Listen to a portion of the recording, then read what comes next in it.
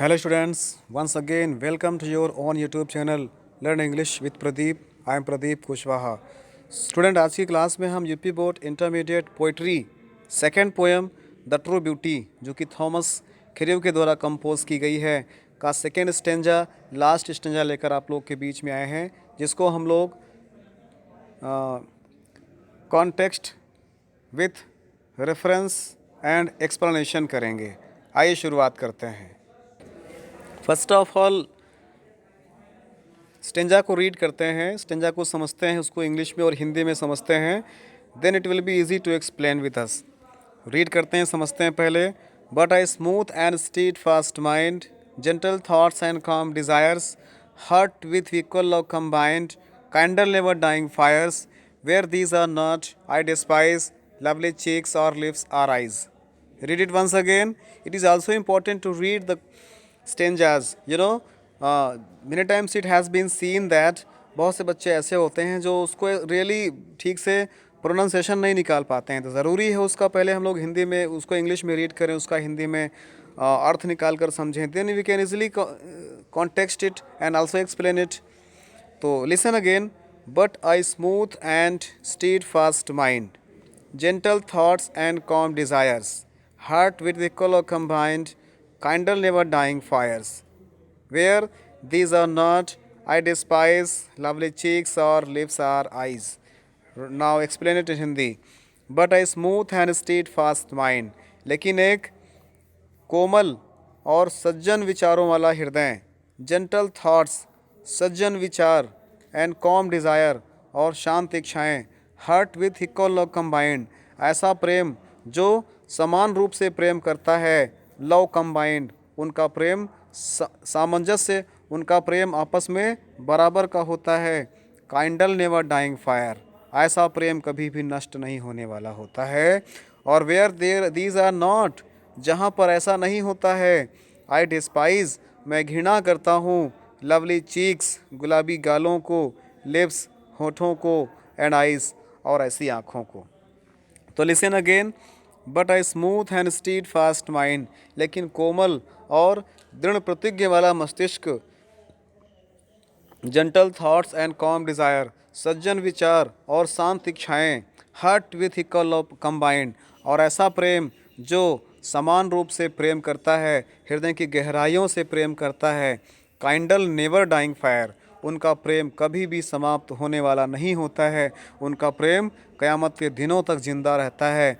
Where these are not, जहाँ पर ऐसा नहीं होता है, कवि कहते हैं आई डिस्पाइज, मैं घृणा करता हूँ, lovely cheeks or lips or eyes, ऐसे प्यारे गालों को, होठों को और आँखों को। तो गाइज़ ये हुआ हमारा, हमने जाना यहाँ पर कैसे पोएट कहते हैं कि spiritual beauty is the actual beauty, not physical beauty. Spiritual beauty is the beauty which remain stills doomed with a man. तो उसको हम लोग रेफरेंस देखते हैं, इसका रेफरेंस हम लोग लिखेंगे। These lines have been taken from the poem the true beauty composed by Thomas Crew. Listen again. These lines have been taken from the poem The True Beauty composed by Thomas Crew. इसका context हम लोग इस प्रकार से लिखेंगे।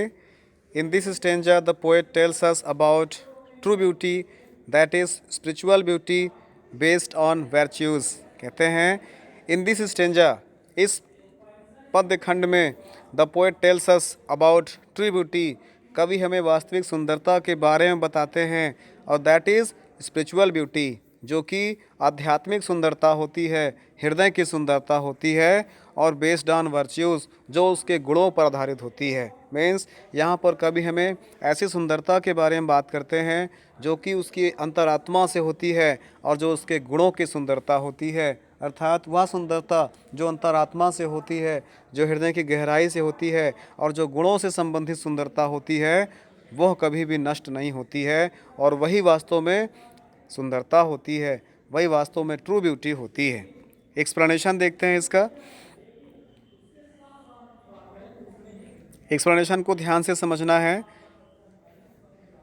Spiritual beauty is based on virtues, कवि कहते हैं कि स्पिरिचुअल ब्यूटी गुणों पर आधारित होती है। This sort of beauty never decays, यह इस प्रकार की सुंदरता कभी भी नष्ट नहीं होती है। The course of time, the course of true beauty does not change. समय बीतने के साथ साथ यह सुंदरता बदलती नहीं है। With the passage of time, समय बीतने के साथ साथ, means the course of true beauty does not change with the passing of passage of time. समय बीतने के साथ साथ भी यह सुंदरता कभी नष्ट नहीं होती है। A man with virtue of head and heart, A women which virtues of head and heart with always remain a source of inspiration. वह महिला जो मस्तिष्क और हृदय के गुणों से पूर्ण होती है, will always remain a source of inspiration, वह हमेशा एक प्रेरणा का स्रोत बनती है। अर्थात जो महिला, जो स्त्री मस्तिष्क की विचारों से और हृदय के विचारों से प्योर होती है, उसके गुण श्रेष्ठ होते हैं, वह हमेशा लोगों के लिए एक प्रेरणा का स्रोत बनती है।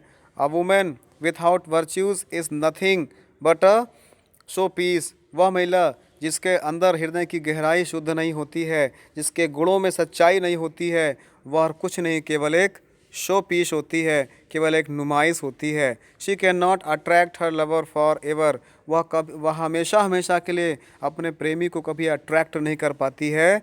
और the poet hates the women with physical beauty without virtues, और कवि ऐसे गुणों से घृणा करते हैं जिनका फिजिकल ब्यूटी होती है। अर्थात ऐसी फिजिकल ब्यूटी वाली स्त्रियों से कवि घृणा करते हैं। And he always admire a spiritual beauty. तो student, this is the type of beauty which always remain with us. Thanks for watching the video. जय हिंद।